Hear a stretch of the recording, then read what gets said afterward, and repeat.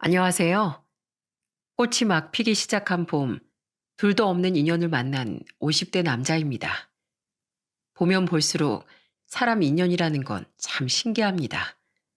싸움 없이 잘 지내던 사람과 갑자기 아무런 이유도 없이 틀어지기도 하고, 외나무 다리에선 원수 같았던 사람과 어떤 일을 계기로 관계가 개선되기도 하니까 말입니다. 저 역시도 50년을 넘게 살아오면서 다양한 사람들과 인연을 맺기도 하고 또 끊어내기도 했는데요. 최근 사랑하는 어머님을 떠나보내게 되면서 제게 둘도 없는 특별한 인연이 찾아오게 됐습니다. 아마 어머니가 주고 가신 마지막 선물이 아닌가 생각이 드는데요. 다시 태어나도 못 만날 기막힌 인연, 그리고 가슴 따뜻한 사연을 여러분들에게 들려드리고 싶어 이렇게 사연을 쓰게 됐습니다. 그럼 지금부터 시작해 볼게요. 저는 이남 일녀 중 장남으로 태어났습니다. 부모님은 제가 태어나기 전부터 시장 안에서 순대국밥집을 운영하셨어요. 얼마나 맛이 좋은지 가게는 항상 순대국밥을 맛보려는 손님들로 북새통을 이루곤 했답니다. 아버지도 책임감이 강하고 저희 남매에겐 늘 슈퍼맨 같은 분이셨지만 어머니도 무척이나 단단한 분이셨어요. 국밥을 맛있게 먹고 나가는 손님들께는 늘 웃는 모습이셨지만 진상을 부리는 손님들에겐 호랑이가 따로 없었죠. 아버지가 잠시 자리를 비웠던 날, 한 손님께서 국밥 한 그릇에 소주 두 병을 마시고선 잔뜩 취해서 낼 돈이 없다고 외상을 달아달라며 소리를 질렀던 적이 있었습니다. 저희 삼남매는 소리를 지르는 그 손님이 무서워 가게 뒤쪽에 숨어 고개만 빼꼼 내밀고 있었는데 어머니께선 눈 하나 깜짝 않고 그 손님에게 이렇게 말씀하셨어요. 우리 집은 외상이 안 돼요. 돈이 없으면 밥을 먹질 말았어야지. 아주 배가 남사만해지도록 먹을 거 다 먹고 코가 삐뚤어질 때까지 마실 거 다 마셔놓곤 이제 와서 나 돈 없어 배째쇼 하는 거예요? 설령 외상이 된다고 쳐도 내가 손님 뭘 믿고 외상을 해줘요? 아 이런 씨. 그까지 국밥 한 그릇 꼴랑 얼마 된다고 외상을 안 달아줘? 그래. 그 돈 벌어서 아주 부자 되겠다. 부자 되겠어. 에라이 퇴. 아이고 그까지 국밥 한 그릇 얼마 한다고 돈도 안 내고 외상을 달아달래요? 참 고맙습니다. 국밥 팔아서 부자 될게요. 단 한마디도 지지 않는 어머니를 보고 그 손님은 부하가 치밀었던지 그냥 아예 바닥에 배를 까고 드러 누워버렸습니다. 어머닌 그런 손님을 보면서 박장대소를 하더니 바로 파출소에 신고를 하셨고 그 손님은 아주 우스꽝스러운 모습으로 찾아온 경찰분들에게 짐짝처럼 질질 끌려나가셨답니다. 아, 물론 돈은 어머니께서 끝까지 받아내셨고 말이죠. 강강약약이라는 말이 있죠. 강한 자에겐 강하게, 약한 자에겐 약하게. 어머닌 그런 분이셨습니다. 술을 마시고 진상을 부리거나 추태를 부리는 사람들에겐 아주 단호하게 대처할 줄 아시는 분이셨고 근처에서 구걸을 하거나 허름한 행색을 하고 있는 사람들이 있으면 손님이 없는 시간을 틈타 가게로 들여 따뜻한 국밥 한 그릇을 내어주는 온탕과 냉탕을 자유자재로 넘나드는 분이셨답니다. 저와 여동생은 책임감 강한 아버지와 단단한 마음을 가지고 있었던 어머니를 보면서 엇나감 없이 건강하고 바르게 성장했지만 남동생은 예외였습니다. 중학교에 들어가면서부터 안 하던 말대답을 했고 또 가족끼리 시간을 보내는 걸 극도로 싫어하면서 불량한 친구들과 어울리는 걸 좋아하기 시작했어요. 어느 날은 보다 못한 아버지께서 호되게 야단을 치려고 하셨지만 어머니는 그런 아버지를 만류하시며 이렇게 말씀하셨습니다. 내버려둬. 본인 인생이잖아. 지금은 부모든 선생님이든 누가 옆에서 뭐라고 해도 잔소리로만 들릴 거야. 본인이 알아서 하겠지. 우린 그냥 가만히 기다려주자고. 아버지와 여동생 그리고 전 어머니가 당초에 무슨 생각을 하고 있을까 생각했어요. 당장 휘어잡아도 모자랄 판에 본인 인생이라고 가만히 기다려주자니 약간 답답하기도 했지만 그래도 어머니의 선택이 한 번도 틀렸던 적이 없었기 때문에 저희 가족들은 남동생을 그대로 내버려두고 언젠가 스스로 잘못된 걸 깨달을 때까지 아무 말 하지 않고 기다리기로 했습니다. 그렇게 시간이 지나고 저는 고등학교 3학년이 되고 쌍둥이 동생들은 중학교 3학년이 되던 날 일이 터지고 말았습니다. 남동생이 학교에서 친구들과 작은 사고를 치고 걸리게 된 것이었죠. 가게에서 전화를 받은 어머니는 학교로 불려가셨고 마침 학교를 일찍 마치고 가게에 있었던 저도 가게 문을 급하게 닫고 나서 어머니의 뒤를 따라 나섰어요. 그리고 짧은 면담을 끝내고 나서 어머니께선 동생의 담임 선생님께 이렇게 말씀하셨습니다. 선생님, 죄송하지만 오늘은 저희 애 좀 먼저 데리고 갈게요. 학교에 있어봐야 어차피 공부에 집중도 안 될 테고 집에 가서 아주 따끔하게 혼쭐을 내주려고요.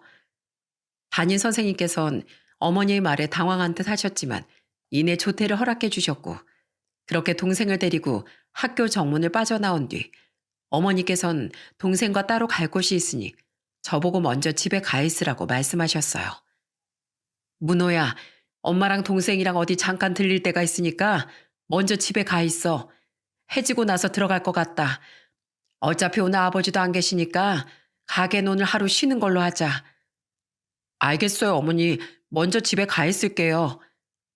다 이유가 있겠지 하며 집으로 먼저 돌아왔고 정확히 해가 저물었을 즈음 어머니와 남동생이 집으로 돌아왔습니다. 그런데 집으로 들어오는 남동생과 어머니의 손에 새 옷이며 가방이며 신발이며 온갖 쇼핑백이 잔뜩 들려있더라고요. 그 모습을 본 여동생과 전 당황할 수밖에 없었습니다. 문을 열고 들어오는 남동생의 표정은 얄미울 정도로 의기양양했고 말이죠. 이게 다 뭐예요, 어머니? 아까 들릴 거라고 하신 게 백화점이었어요? 엄마가 나 갖고 싶다는 신발이랑 티셔츠까지 다 사줬다? 그것도 브랜드로. 완전 부럽지? 야, 너 조용히 안 해? 뭘 잘했다고? 철딱서니 없이 말하는 남동생과 투닥거리던 그때 커다란 대성 통곡 소리가 들려왔습니다. 통곡 소리의 주인공은 다름 아닌 어머니셨어요. 어머니는 거실 바닥에 풀썩 주저앉아서 고개를 푹 숙인 채 소리내어 엉엉 우셨습니다. 어머니의 통곡 소리에 저희 남매는 얼어붙은 듯 멈춰서서 아무것도 할 수 없었어요. 엄마, 갑자기 왜 그러세요? 네? 남동생이 당황하며 어머니 쪽으로 다가갔지만 어머니는 아무런 대답도 하지 않은 채로 눈물만 펑펑 흘리셨습니다. 그제서야 심각성을 깨달은 남동생은 어머니 앞에서 무릎을 꿇고 눈물을 흘리며 잘못했다고 빌기 시작했습니다.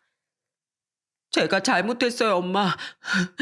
사고 쳐서 엄마 학교까지 오시게 만들고 다신 안 그럴게요, 엄마. 죄송해요. 이젠 정말 사고도 안 치고 말 잘 듣고 공부 열심히 하는 아들 될게요.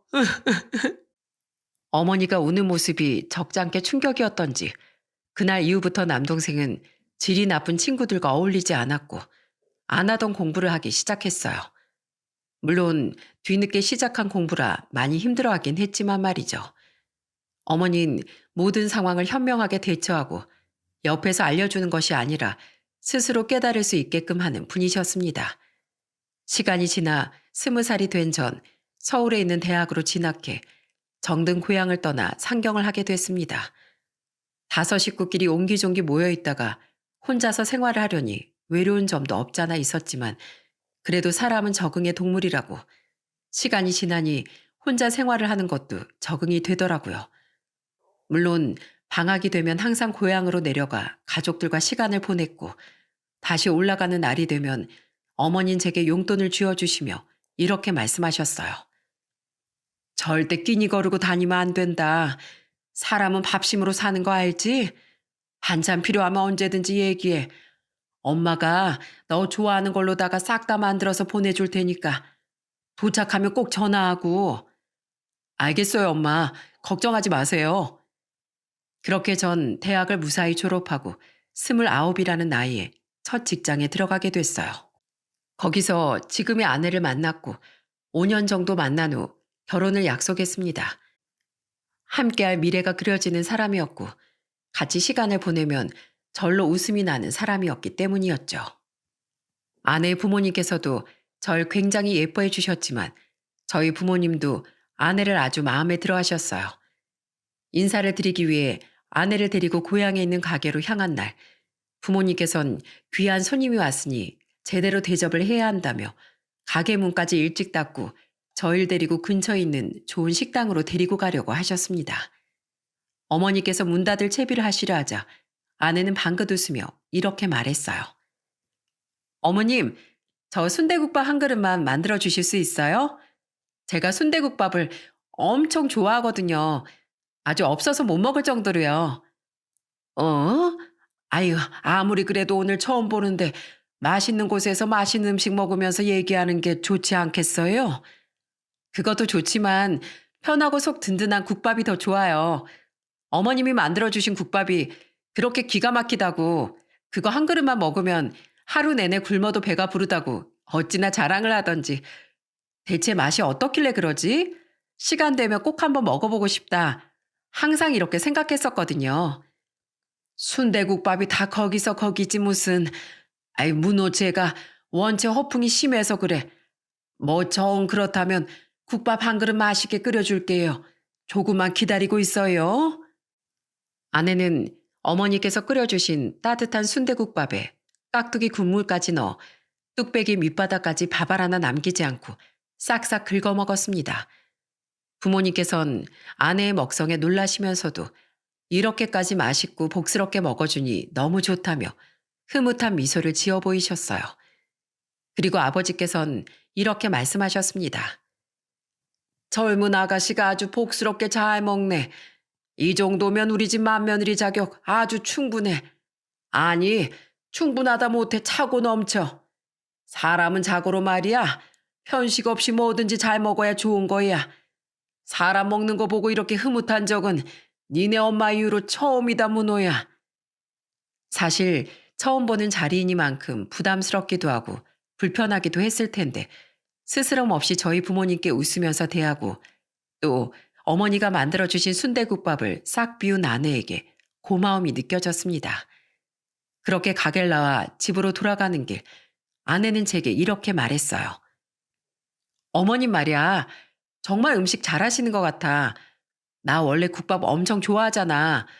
근데 살면서 어머님이 해주신 것만큼 맛있는 국밥은 한 번도 못 먹어봤어. 나중에 결혼하게 되면 어머니께 요리는 꼭 배워야겠다. 맞아. 우리 엄마가 음식 솜씨가 좀 좋긴 하지. 처음 뵙는 자리여서 좀 부담스러울 수도 있었을 텐데 부담 하나 없이 음식 잘 먹어줘서 너무 고마워. 고맙긴. 살짝 개걸스러워 보였나 걱정은 좀 되지만 그래도 아버님 어머님이 예뻐해 주셨으니까 그걸로 됐어. 양가 부모님들께 서로 좋은 이미지를 심어준 저흰 상견례까지 완벽하게 마친 후 모두의 축복 속에서 결혼식을 올리게 되었어요. 그리고 허니문 베이비까지 찾아와 줬답니다. 손주가 생겼다고 말씀드리니 저희 부모님은 드디어 우리도 할머니 할아버지가 되는 거냐며 눈물을 지으셨어요. 역시 오래 살고 볼 일이야. 내 친구들 손주 자랑하는 거 듣고 있으면 마냥 부럽기만 했었는데 이제 나도 자랑할 수 있겠네. 그럼요, 엄마. 나중에 우리 달콩이 태어나면 친구분들한테 꼭 자랑하세요. 얘가 우리 손주다. 이뻐 죽겠지? 하면서요. 밤이고 낮이고 자랑하고 다닐 거야. 그나저나 이제 조금 있으면 입덧도 심해질 텐데 벌써부터 걱정이다 얘. 입덧하면 살도 막 빠지고 조금만 먹어도 바로 올라오고 하거든. 네가 옆에서 잘 챙겨줘야 한다. 알겠지? 아이고 엄마, 옆에서 아주 극지인님 오실 테니까 걱정 붙들어 매세요. 나중에 한번 내려갈게요. 원래 아이를 가진 지 2달 정도가 지나고 나면 본격적으로 입덧이 시작되잖아요. 그 시기가 가장 괴롭다는 건 익히 들어서 잘 알고 있습니다. 그런데 아내는 다행히도 입덧이 찾아올 시기에 먹덧이 찾아와 줬어요. 음식을 먹지 못하고 냄새만 맡아도 구역질을 하고 토하고 이런 가정들을 겪지 않아도 됐던 거죠. 그런데 문제가 하나 있었습니다. 먹덧이 찾아와서 잘 먹는 것까진 참 좋은데 어머님이 만들어주신 순대국밥을 그렇게도 먹고 싶어 하는 것이 가장 큰 문제였어요. 어느 날은 저희 가게 순대국밥이 너무 먹고 싶다며 새벽같이 일어나 엉엉 울기까지 하더라고요. 어머니께서 만들어주신 순대국밥 먹고 싶어. 이 시간에? 내가 24시 국밥집이라도 가서 사올까? 근처에도 맛있는 집 있으니까. 싫어. 어머님이 만들어주신 것보다 감칠맛도 떨어지고 맛도 없단 말이야. 내 입엔 어머니께서 만들어주신 순대국밥이 세상에서 제일 맛있다고. 알았어, 알았어. 지금은 어머니 주무실 시간이니까 나중에 아침 되자마자 연락드려 볼게. 그리고 다음날 날이 밝자마자 어머니께 전화를 드렸고 자초지종을 설명했습니다. 아내가 입덧 대신 먹덧이 찾아왔는데 밤이든 낮이든 새벽이든 가리지 않고 시종일관 우리 가게 순대국밥만 찾아댄다고 말이죠. 그 소리를 듣자마자 어머님 박장대소하시며 이렇게 말씀하셨습니다. 아이고, 내가 새아가 때문에 못 산다. 못 살아. 알았어. 엄마가 끓여가지고 바로 먹을 수 있게 국물이랑 순대랑 이것저것 가득 싸가지고 택배로 보내줄게. 지금은 조심해야 할 시기니까 나중에 안정기 접어들면 가게로 직접 먹으러 와. 그렇게 어머니께선 직접 만드신 육수와 순대 등을 꼼꼼하게 포장해서 보내주셨고 그렇게 기다리던 순대국밥을 한 입 먹은 나는 정말 좋아서 어쩔 줄을 몰라 했어요. 어머니가 만들어주신 국밥이 저렇게 좋을까 싶은 마음에 신기하기도 했고 맛있게 먹어주는 아내가 귀엽기도 하더라고요. 그렇게 아내가 만삭에 접어들었을 무렵 저희 가족에게 청천벽력 같은 일이 일어나고 말았어요. 건강 하나만큼은 늘 자부하셨던 아버지께서 집에서 갑작스럽게 쓰러지신 것이었죠. 아버진 급히 서울에 있는 대학병원까지 옮겨졌고 여동생으로부터 그 소식을 들은 저희 부부는 급히 아버지가 계시는 병원 중환자실 쪽으로 향했습니다. 그곳엔 힘없이 주저앉아 고개를 푹 숙이고 계시는 어머니와 눈물을 흘리고 있는 동생들이 있었어요. 대체 이게 무슨 일이에요? 아버지 아무 문제 없이 건강하셨잖아요. 근데 갑자기 왜? 계속 머리가 지끈거린다고 하더니 나중엔 화장실 들어가서 토까지 하더라고. 그렇게 계속 비틀거리면서 화장실을 들락거리다가 쓰러지셨어. 그래서 원인이 뭐래? 대체 뭐길래 거기서 여기까지 온 거야? 뇌출혈이래. 뇌출혈 골든타임이 3시간 정도인데 아빠 너무 늦게 와서 어떻게 될지 모르겠대. 우리 아빠 어떡해? 얼마나 아팠을까? 뇌출혈은 제때 치료를 하지 않으면 회복될 가능성이 거의 없다는 걸 알고 있었지만 그래도 마음 한켠으로 작은 기적이 일어나길 바랬습니다. 하지만 가족의 바람에도 불구하고 아버진 결국 뇌사 판정을 받게 됐어요. 아버지께 마지막 인사를 건네는 게 좋겠다는 의사 선생님의 말에 저희 가족은 다 같이 중환자실로 들어갔습니다. 아버진 마치 주무시는 것처럼 편안한 얼굴이셨어요. 저는 아버지의 손을 꼭 잡고서 이렇게 말했습니다. 아버지, 손주 얼굴이라도 한번 보고 가시지. 많이 보고 싶어 하셨잖아요. 평생 저희 집 기둥이 되어주셔서 감사했어요. 거기선 아프지 마시고 저희도 잘 지내고 있을 테니까 하늘에서 잘 지내나 못 지내나 꼭 지켜봐 주셔야 돼요. 아셨죠? 여보, 우리 같이 산 지 30년이 넘었네. 그동안 같이 장사하면서 볼 꼴 못 볼 꼴 다 보고 살았는데 그치? 그래도 당신이랑 함께하는 세월 동안 이렇게 든든한 자식들도 셋이나 낳고 예쁜 며느리도 보고 참 행복했어. 다음 생에 다시 만나게 되면 그땐 좀 더 내 옆에 오래 있어줄 거지? 애들이랑 새아가 내가 잘 챙길게. 그러니까 아무 걱정하지 말고 다 내려놓고 바람 타고 훨훨 떠나. 나도 머지않은 날에 갈 테니까 그때까지 잘 지내고 있어. 알겠지? 많이 사랑해, 여보. 아버진 그렇게 세상을 떠나셨습니다. 준비되지 않은 갑작스런 이별은 정말 심적으로 많이 힘든 일이더라고요. 아내는 홀몸이 아니었고 더군다나 만삭이었기에 충분히 힘들었을 법도 한데 장례를 치르는 내내 단 한 번도 힘든 기색을 내비치지 않았습니다. 오는 조문객을 맞았고 또 조문객들의 식사까지 일일이 들고 나를 정도였죠. 그 모습을 보고 힘들지 않냐고 물었을 때 아내는 제게 이렇게 대답했어요. 힘들어도 어머님, 당신, 아가씨, 도련님이 더 힘들지. 그리고 내가 맏며느리잖아. 이 정도는 거뜬히 해야 하지 않겠어? 본인 몸도 많이 힘들 텐데 아무렇지 않게 웃어주는 아내가 참 고마웠습니다. 그렇게 아버지를 눈물로 보내드린 후 어머니와 동생들은 다시 고향으로 돌아갔어요. 아버지와 둘이 운영하시던 가게는 앞으로 어머니 혼자 운영을 한다고 하시더라고요. 아버지와 함께 했었던 추억마저 정리하고 싶진 않으시다며 본인 혼자서도 충분히 잘 해낼 수 있다고 말씀하시는 탓에 조용히 뜻을 존중해 드렸답니다. 그리고 장례를 치른 지 한 달 정도가 지난 후 아내는 건강하고 예쁜 아들을 낳았고 1년이라는 시간이 지난 뒤엔 둘째 아들도 태어났습니다. 어머니는 혼자서 국밥집을 열심히 운영하고 계셨어요. 아버지 없이 어머니 혼자서 잘 하실 수 있을까에 대해 많이 걱정했었는데 동생들도 옆에서 도와주고 있다고 해서 그나마 안심이 좀 되더라고요. 그렇게 별일 없이 잔잔하게 15년이라는 세월이 흘렀습니다. 30대 중반이었던 제가 50이 됐을 무렵 저희 식구에겐 예기치 못한 또 다른 불행이 찾아왔어요. 평소와 다를 것 하나 없었던 하루, 남동생의 문자 한 통으로 평범한 하루가 와르르 무너져 내리는 듯한 느낌을 받았습니다. 바로 어머니께서 유방암 말기 진단을 받으셨다는 연락이었죠.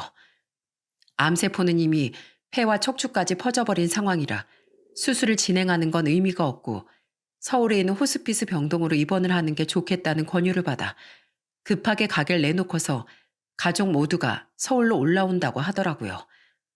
저는 그 문자를 보고서 바로 남동생에게 전화를 걸었습니다. 무슨 소리야? 알아듣게 얘기해야지. 엄마, 유방암 말기래. 폐랑 척추까지 암세포가 번져서 수술은 진짜 의미가 없다더라. 의사들은 진짜 냉정해. 그런 청천벽력 같은 말을 표정 변화 하나 없이 내뱉더라고. 의사 선생님이 엄마한테 선택지를 줬어. 연명 치료를 할 건지 아니면 그냥 호스피스 병동에 들어가서 말년을 편하게 보내실 건지. 근데 엄만 웃으면서 자긴 더 살고 싶은 생각 없다고, 주어진 삶을 받아들이고 사는 동안이라도 편하게 살다가 가고 싶다고, 호스피스 들어가겠다고 하시더라. 남동생에게 소식을 전해 듣고 나니 누가 수도꼭지를 틀어놓은 듯 눈물이 미친 듯이 흘러내렸습니다. 거짓말일 거라고, 꿈이라고 생각하고 싶었어요. 너무 믿기지 않았고 말도 안 되는 소식이라고 생각했거든요. 겨우 마음을 안정시키고 아내에게도 이 소식을 전해줬습니다. 그날 아내와 전 서로 꼭 끌어안은 채로 1시간을 넘게 눈이 제대로 떠지지 않을 만큼 울었던 것 같아요. 어머니는 제가 태어나기 전부터 아버지와 함께 운영하셨던 국밥집을 미련 없이 정리하고 서울로 올라오셨습니다. 가게는 생각보다 빨리 나갔다고 하더라고요. 어머니의 얼굴을 보면 꼭 울지 말아야지. 장남답게 굳건한 모습으로 꼭 안아드려야지. 괜찮다고 말씀드려야지. 마음속으로 몇십 번, 아니 몇백 번을 되뇌었음에도 불구하고 마중 나간 기차역에서 헬스케진 어머니 얼굴을 본 순간 어린애처럼 어머니 품에 안겨 소리내 엉엉 울어버리고 말았습니다. 그런절 어머니께선 아이 달래듯 토닥여 주시며 이렇게 말씀하셨어요. 아이고 우리 문호 나이만 먹었지 아직도 아기네 아기. 왜 울어? 별로 울 일도 아니구만. 정작 당사자는 이렇게 덤덤한데 웬 니들이 더 난린지 모르겠다. 뭐라 대답을 하고 싶었지만 눈물 때문에 말도 제대로 하지 못한 채 한참을 품에 안겨 눈물만 펑펑 쏟아냈고 같이 마중을 나온 아내도 어머니를 끌어안고서 하염없이 눈물만 흘렸습니다. 그렇게 어머니가 호스피스 병동으로 입원을 하고 난 후 저는 동생들을 다시 고향으로 돌려보냈습니다. 남동생과 여동생 둘 다 일을 하고 있었기 때문이었죠.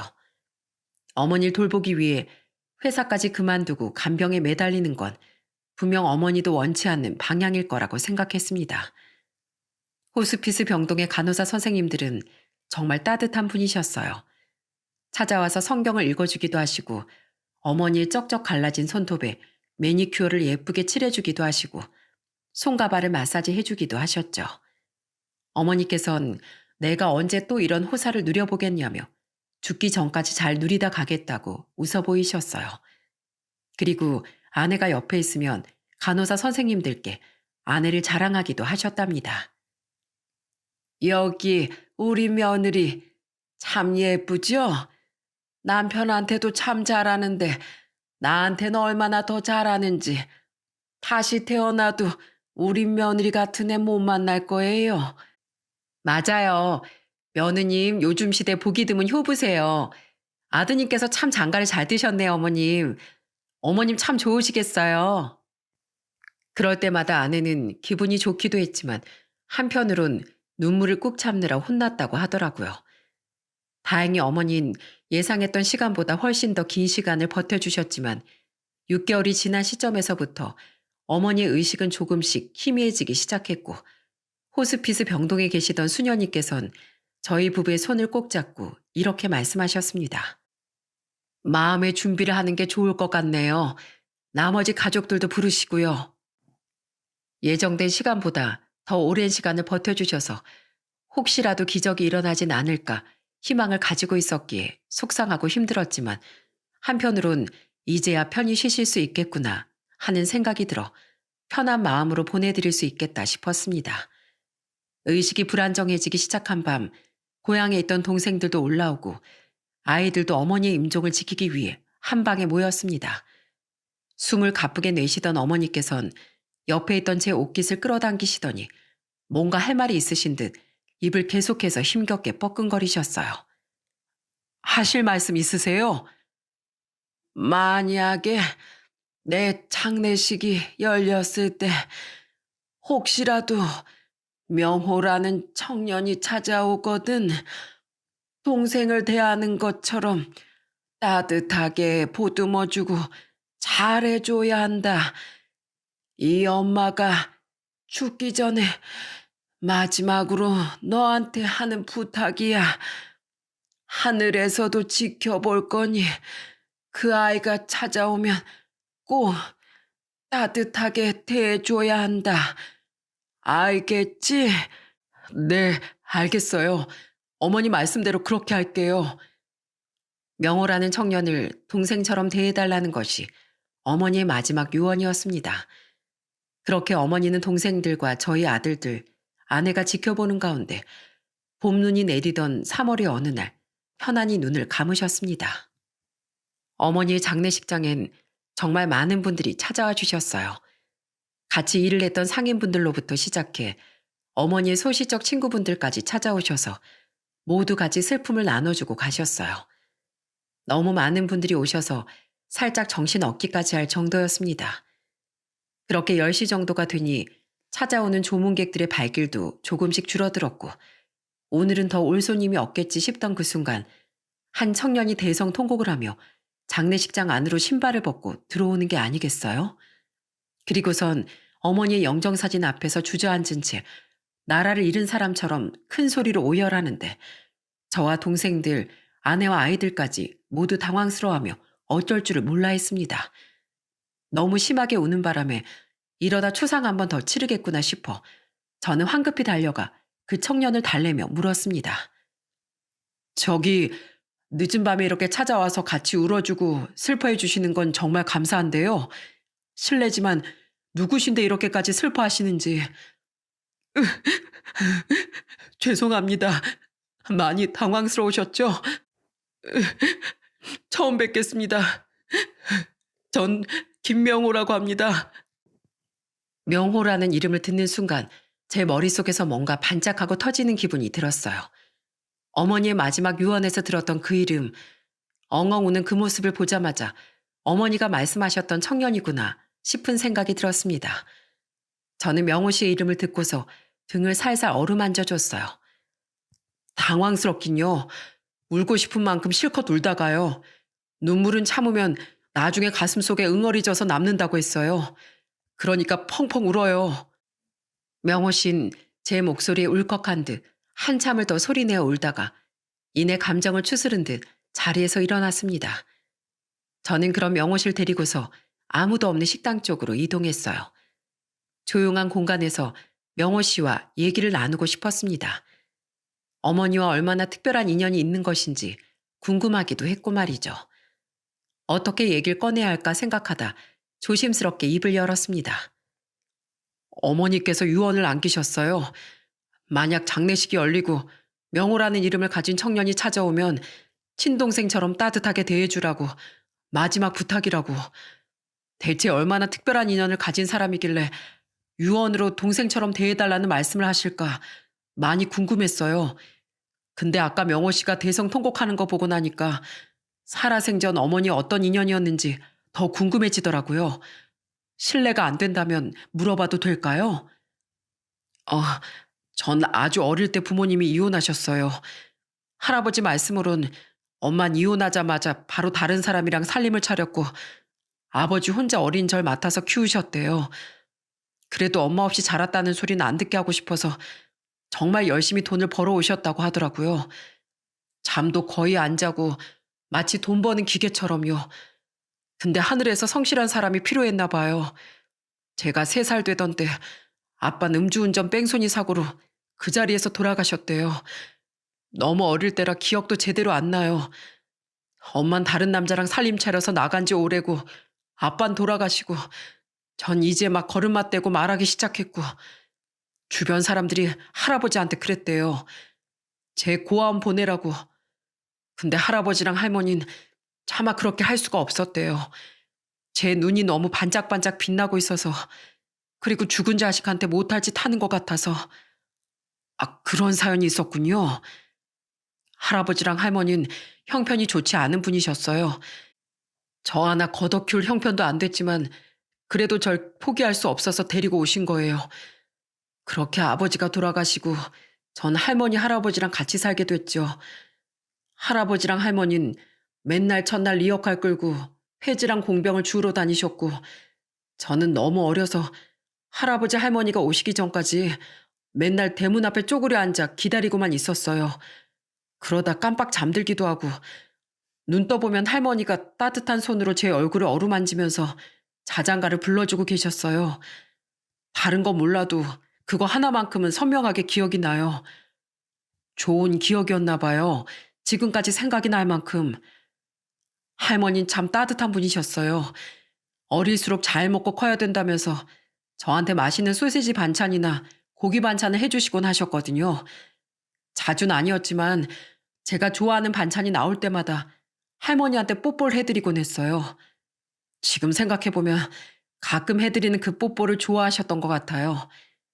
그렇게 저한테 한없이 따뜻하기만 하셨던 할머니는 제가 9살이 되던 해 노안으로 돌아가셨어요. 9살이면 그래도 어느 정도 알 건 다 아는 나이잖아요. 세상이 무너져 내리는 것 같았어요. 그래서 막 울었는데 할아버지가 그러시더라고요. 너 그렇게 울면 니네 할머니 너 두고 마음 편하게 못 간다고. 그 말에 거짓말처럼 울음이 딱 멈추는 거 있죠? 할머니가 돌아가신 건 너무 슬펐는데 그래도 이왕 가시는 거 마음 편히 가셨으면 좋겠다고 생각했었나 봐요. 그렇게 할머니가 돌아가시고 할아버지랑 둘이 살기 시작했어요. 명호 씨가 담담하게 얘기를 해나가는데 이 말을 아무렇지 않게 할 수 있게 되기까지 얼마나 많은 노력을 했을까 싶어서 마음 한구석이 쓰려왔습니다. 할아버지랑 둘이서 살기 시작했을 때부터 저도 폐지랑 공병 줍는 걸 돕기 시작했어요. 비가 오든 천둥이 치든 눈보라가 치든 상관없이요. 비 오고 눈 오는데 공병이랑 폐지를 주우러 다녔어요. 돈 버는데 날씨가 무슨 상관이 있겠어요. 비가 올 때도 눈이 올 때도 우산이나 우비 하나 없이 그렇게 열심히 고사리 손으로 공병이랑 폐지를 주웠어요. 지나다니는 사람들은 다들 할아버지와 절 미친 사람들 취급했고요. 근데 저희를 유일하게 따뜻한 손길로 감싸준 분이 계셨어요. 그게 바로 고 사장님이셨습니다. 저는 그 말을 듣고 깜짝 놀랄 수밖에 없었습니다. 어머니는 한 번도 누군가를 도와줬다는 얘기를 하신 적이 없었거든요. 아까 명호 씨를 봤을 때 누군지 못 알아봤던 걸로 봐선 동생들도 명호 씨의 존재를 모르는 것 같았어요. 저희가 비 오는 날 폐지를 주우러 다니면 저희가 있는 곳까지 와서 모아둔 폐지나 빈 소주병들을 리어카에 실어주셨고 비에 젖지 않게끔 비닐까지 야무지게 씌워주셨어요. 그리고 할아버지랑 제게 우비까지 주시면서 비 오는 거 맞지 말고 이거라도 쓰고 다니라고 말씀해 주셨죠. 그리고 더운 날엔 더위 먹지 말라고 물을 먹기 좋게끔 얼려주시기도 했고요. 그리고 아주 가끔씩 하굣길에 고사장님을 마주치면 아이스크림이라도 사 먹으라며 용돈을 쥐어주시기도 하셨어요. 한겨울에 할아버지랑 리어카를 끌고 가면 따뜻한 국밥이라도 한 그릇하고 몸 좀 녹이고 가라면서 순대국밥도 2그릇 내주셨는데 저희한테 무슨 일이 있어도 돈을 안 받으려고 하시더라고요. 할아버지가 계속 사람이 밥을 먹었으면 값을 치러야지 하면서 돈을 내려고 해도 아이고 영감님 됐어요. 이러시면서 극구 사양하시던 분이셨어요. 고 사장님은. 명호 씨는 은은하게 미소를 띄우더니 이내 충격적인 말을 이어가기 시작했습니다. 그렇게 시간이 흘러 17이 되던 해 유일한 가족이었던 할아버지마저 기관지 질환으로 세상을 떠나셨다는 것이었어요. 17은 이제 막 사춘기가 시작될랑 말랑하는 시기잖아요. 딱 그때 할아버지가 돌아가시니까 정말 미쳐버리겠더라고요. 세상에 내 편이 아무도 없는 기분 있잖아요. 어차피 이제 내 옆엔 아무도 없고 날 챙겨줄 사람도 없고 내가 엇나가도 바로잡아줄 사람, 야단쳐줄 사람도 아무도 없으니까 인생 막 살자, 엉망진창으로 살아보자 한번. 이러고서 17봄부터 완전 노는 친구들이랑 어울려 다니면서 온갖 나쁜 짓이란 나쁜 짓은 다 하고 다녔던 것 같아요. 같은 학년 애들 돈 뜯어가는 건 기본이고 그때 담배도 배웠고 소주 마시는 법도 배우고 새벽에 오토바이도 막 타고 다니고 진짜 쓰레기 짓이란 쓰레기 짓은 혼자 다 하고 다녔어요. 아마 그때 할머니 할아버지도 하늘에서 보시면서 가슴을 치셨을 거예요. 저놈의 자식 저거 왜 저러나 하고 방황을 제대로 했네요. 충분히 심적으로 힘들면 엇나가게 되는 게 사람이니까 이해해요. 그렇게 막장처럼 살던 어느 날 골목에서 담배를 피고 있는데 딱 고 사장님을 마주친 거죠. 머리도 딱 세우고 귀도 여러 개 뚫고 담배까지 피고 있으니까 얼마나 기가 차셨겠어요. 전 애써 모른 척 시선을 피했는데 고 사장님이 성큼성큼 걸어오시더니 제 귀를 확 잡아당기면서 야 이놈의 자식아, 어른이 나도 안 피는 담배를 네가 뭐 한다고 피냐? 그리고 귀는 또 이게 뭐고 머린 이게 뭐야? 너 안 되겠어, 따라와 하면서 제 귀를 잡고 질질 끌고 가셨어요. 잡힌 제 귀가 얼마나 아프던지. 어머니가 그래서 데리고 가서 뭐라고 하시던가요? 우선 국밥집으로 데려가서 순대국밥 한 그릇 따뜻하게 말아주시면서 제 손을 잡고 이렇게 말씀하셨어요. 할아버지가 돌아가셨다는 소식을 최근에서야 듣게 됐다고. 진작 알고 찾아가지 못해서 미안하다고. 근데 갑자기 너 왜 그렇게 됐냐고. 원래 안 그랬지 않느냐고. 이러면 하늘에 계신 할아버지랑 할머니께서 2발 뻗고 편히 쉬시겠냐고. 걱정스러운 눈빛으로 쳐다보시는데 뭔가 죄 지은 것 같은 느낌이 들었어요. 그래서 사장님은 신경 안 쓰셔도 된다. 난 어차피 이제 잡아줄 사람도 없고 옆에 있어줄 사람도 없는 천에 고하니까 세상에 나 혼자 남았으니까 마음대로 살아도 된다고 말했는데 그때 사장님이 제 등짝을 엄청 세게 때리셨어요. 그래서요? 막 씩씩거리면서 눈물을 글썽거리시더니 너 보면 우리 작은 아들놈 어릴 때가 생각이 난다고. 그놈도 딱 어렸을 때 너 같았다고. 지금은 멋 모르고 노는 친구들이랑 어울려 다니는 게 마냥 좋을지 몰라도 지금 술 담배 하면 나중엔 분명히 후회한다고. 내가 봤을 때 너 머리도 영특하고 성격도 좋아서 뭘 해도 될 놈이라고. 그리고 네가 왜 혼자냐고. 내가 있는데. 내가 네 뒤에서 든든한 백이 돼줄 테니까 지금부터라도 정신 차리고 해보자고. 그 말을 듣는데 무슨 마법에 걸린 사람처럼 눈물이 죽죽 흐르더라고요. 그때 깨달았어요. 이렇게 말해줄 사람이 필요했다고. 나는 옆에 있어 주겠다고. 내가 널 잡아주겠다고 말해주는 어른이 필요했던 거구나. 그때 진정으로 깨닫고 정신을 차리게 됐죠. 그때부터 어머님 명호 씨의 후원자 역할을 하기 시작했다고 해요. 우선 근처에 있는 단과학원에 등록을 시켜주셨고 국밥집이 문을 닫을 시간이 되면 명호 씨를 국밥집으로 불러 따뜻한 국밥 한 그릇을 먹인 뒤에 조금 더 조용하고 편한 환경에서 공부를 할 수 있도록 공간을 내어주셨다고 하더라고요. 어머니의 선행을 남의 입으로 들으니 뭔가 신기하면서도 뿌듯한 마음이 들었습니다. 처음 공부 시작했을 땐 성적이 완전 개판 5분 전이었는데 그래도 고 사장님이 매일같이 밥도 해주시고 공부할 수 있게끔 공간도 내어주신 덕분에 조금씩 성적이 오르기 시작했어요. 고등학교 2학년 땐 전교권 안에도 들었었는데 그때 고 사장님이 절 껴안고 엄청 우셨어요. 봐, 하면 되잖아. 안 되는 게 어딨니? 하면 다 되는 걸 하시면서요. 그때 어떤 생각이 들었는지 아세요? 아, 엄마가 있었다면 이런 느낌일까 싶더라고요. 그만큼 고 사장님 품이 따뜻하기도 했고 어떻게 피 한 방울 안 섞인 나한테 이렇게까지 잘해줄 수 있을까 싶기도 했어요. 그렇게 꾸준히 성적을 유지하고 수능을 치던 날 고 사장님이 저한테 엿이랑 찹쌀떡 사주시면서 원하는 대학 꼭 붙으라고 주문도 걸어주셨어요. 그 덕분인지 명호 씨는 서울 안에서도 제법 유명한 대학에 합격을 하게 됐고 그 소식을 들은 어머니께서도 기뻐하시며 명호 씨의 첫 대학 등록금과 자취방 월세까지 내주셨다고 해요. 대학 다니면서 아르바이트 하려고 했는데 고 사장님이 그러시더라고요. 대학생이 공부에 전념해야지 아르바이트 무슨 아르바이트. 생활비 내가 조금씩 보내줄 테니까 넌 아무것도 신경 쓰지 말고 공부만 해. 라고요. 달달이 저한테 월세랑 생활비 합해서 80만 원씩을 보내주신 덕분에 전 진짜 공부에만 열심히 매진할 수 있었어요.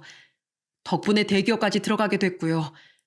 솔직히 제가 좋은 대학 들어가고 대기업까지 입사할 수 있었던 건 100%다 고 사장님 덕분이잖아요.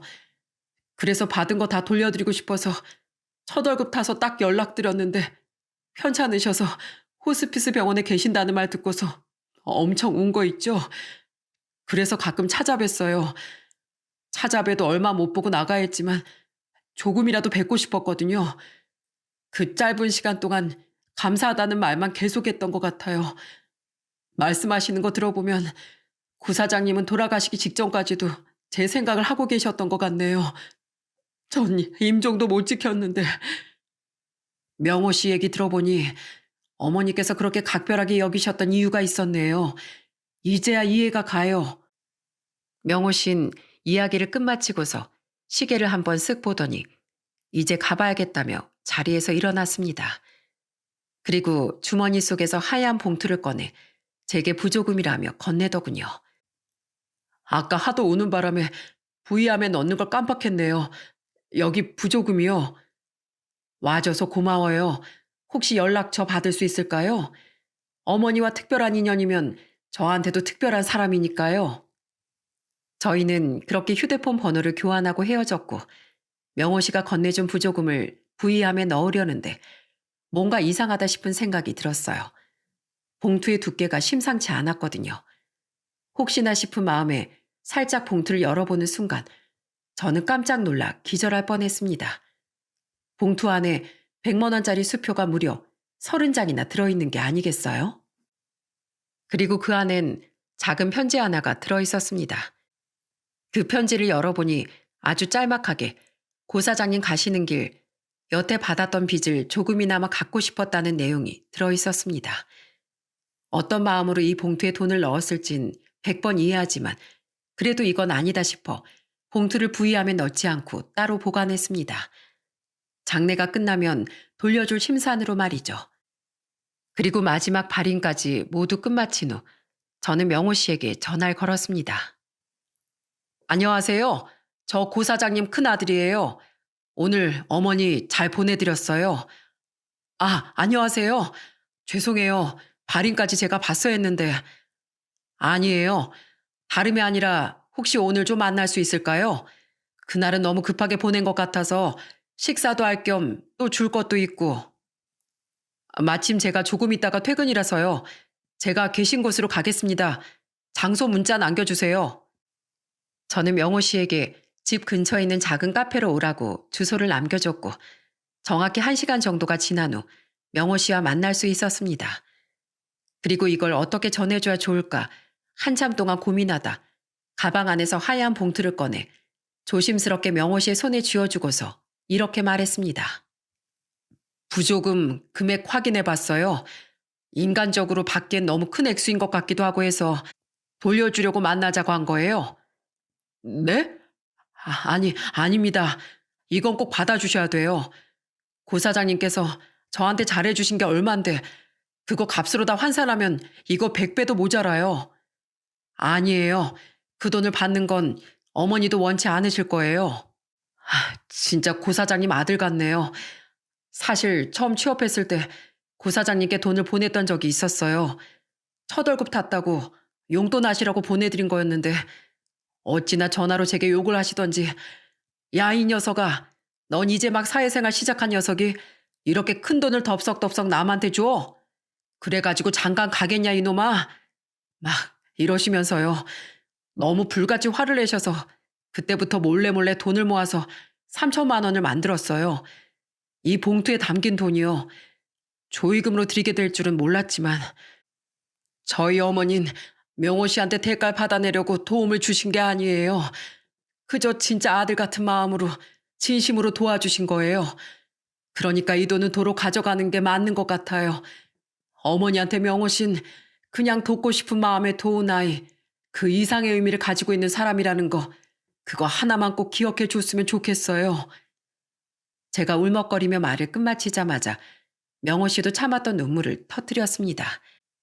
저희 두 사람은 아무도 없는 조용한 카페에서 누가 먼저랄 것도 없이 서로 꼭 부둥켜 안고 한참을 울었어요. 그리고 부조금은 신랑이 끝에 결국 명호 씨의 품에 꼭 안겨줬답니다. 혹시라도 정말 어머니께 은혜를 갚기 위해서 쓰고 싶다면 어머니가 생전했었던 선행처럼 어려운 사람들에게 기부를 하라는 말도 함께 전해줬습니다. 뭔가 의미 있게 쓰인다면 그것도 그것 나름대로 의미를 부여할 수 있을 것 같았거든요. 이후 명호 씨는 저와 친형제처럼 지내기 시작했습니다. 나이는 저보다 좀 많이 어리긴 했지만 그래도 집안에 막내 남동생이 생겼다 생각을 하기로 했죠. 어머니에게 아주 특별한 사람이기도 했으니까요. 나중엔 저희 쌍둥이 동생들과 아내에게도 소개를 시켜줬습니다. 처음엔 낯을 좀 가리나 싶더니 시간이 지나니까 금세 가족처럼 가까워지더라고요. 무엇보다도 저희 아이들이 명호 씨, 아니 명호를 많이 따르고 좋아해서 다행이다 싶은 마음이 들었습니다. 하늘에서 저희 어머니도 이 광경을 보고 흐뭇하게 미소 짓고 계시겠죠. 만남은 인연이고 관계는 노력이라는 명언이 있습니다. 저와 명호는 처음 만난 그 순간부터 인연이었고 서로 끈끈한 관계를 유지하기 위해 지금까지도 서로 노력하고 있어요. 어머니께서 남겨주신 소중한 인연을 저는 잃지 않고 쭉 이어나가려고 합니다. 제 사연은 여기까지입니다. 끝까지 들어주셔서 정말 감사합니다.